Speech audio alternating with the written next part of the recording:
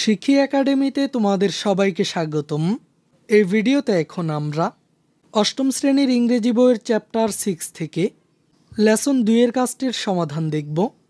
তো শিক্ষার্থীরা, প্রথমে চলো আমরা লেসন 2 এর ডাইরেকশন বা নির্দেশনাটি দেখে নিই। এখানে বলা হয়েছে discuss the following questions in groups, অর্থাৎ দলে নিচের প্রশ্নগুলো নিয়ে আলোচনা করো। এখানে আমাদেরকে নিচে 3টি প্রশ্ন দেওয়া হয়েছে।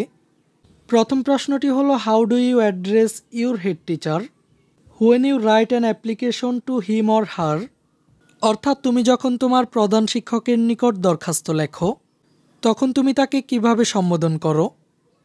আর দ্বিতীয় প্রশ্নটি হলো, which word or phrases do you use to address your friend or cousin when you write a letter or email, অর্থাৎ কোন ধরনের শব্দ বা শব্দগুচ্ছ তুমি ব্যবহার করো তোমার বন্ধু বা ভাই বোনদের সম্বোধন করতে যখন তুমি তাদেরকে চিঠি বা ইমেল লেখো।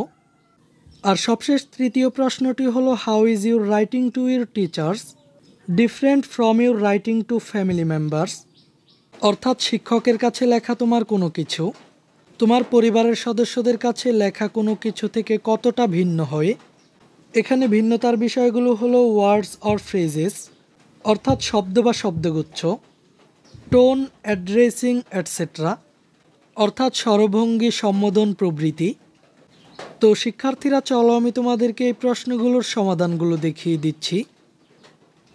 প্রথম প্রশ্নটির নমুনা উত্তরে তোমরা লিখতে পারো, while writing an application to head teacher we address him or her as dear head teacher, dear sir or madam and respected sir or madam.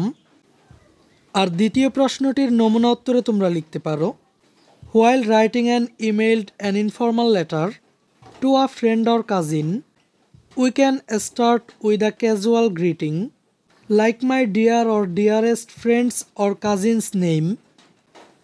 আর সবশেষ তৃতীয় প্রশ্নটির নমুনা উত্তরে তোমরা লিখতে পারো, I have noticed my writing to teacher is different from writing to my family, it's more respectful and I use formal phrases like dear teacher.